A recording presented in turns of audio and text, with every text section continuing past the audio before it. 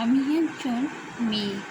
তোমাদেরকে একজন মেয়ের কথাই আমি আজকে শোনাব। আমি একজন মেয়ে। আমি যবে জন্মেছিলাম, মায়ের মুখে তখন শুনেছিলাম যে মা বলেছিল যে আমার মেয়ে হয়েছে। আমার ঠাকুমা, আমার দাদু, আমার বাবা সবাইকে ডেকে বলে, আমার মেয়ে হয়েছে গো, মেয়ে মেয়ে হয়েছে।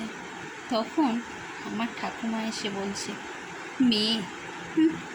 মেয়ে হয়েছে, সেটা আবার এত চেল্লামিল্লি করার কী আছে যে মেয়ে হয়েছে?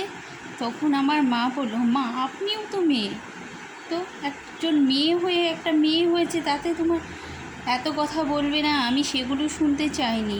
ছেলে জন্মে হলে সেটা আমি ভালো করে শুনতাম। কি হয়েছে? মেয়ে। মেয়ের ছাতা, বিয়ে দিলে হয়ে যাবে আবার পর, সে আবার বড় বড় কথা।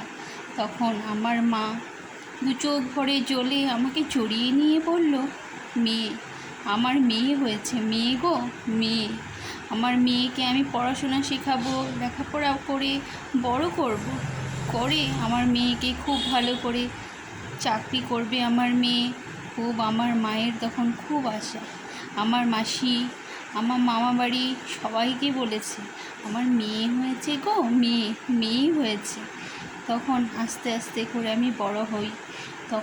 যখন আমি বড় হওয়ার পরে আমার জন্য পাত্র দেখা শুরু হলো, তখন যে পাত্র আসে সে কী কাজ করে না করে সেগুলো আমার ঠাকুমার খুব একটা বেশি দরকার নেই। একটাই কথা, মেয়ে মানুষ, ছেলে কর্মঠ হলেই হলো, বাস, আর কিছু দরকার নেই, বিয়ে দিয়ে দাও, বেঁচে যাবে।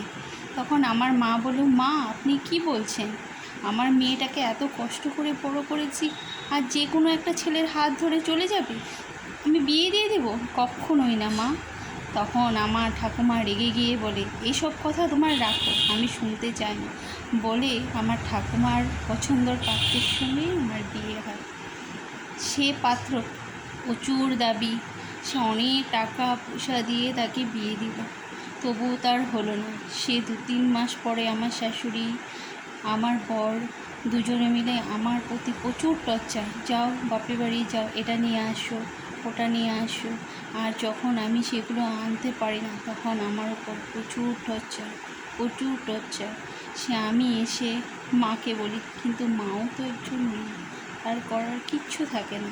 সেভাবে মায়ের চোখের জল দেখে সব কষ্ট বুকে নিয়ে আমি আবার শ্বশুরবাড়ি চলে যাই।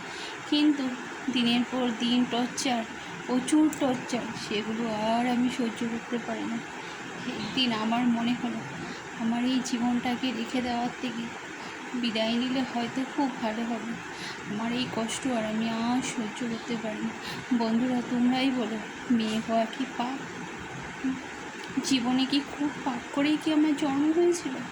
আমি তো মেয়ে। মেয়ে হওয়া কি পাপের কথা?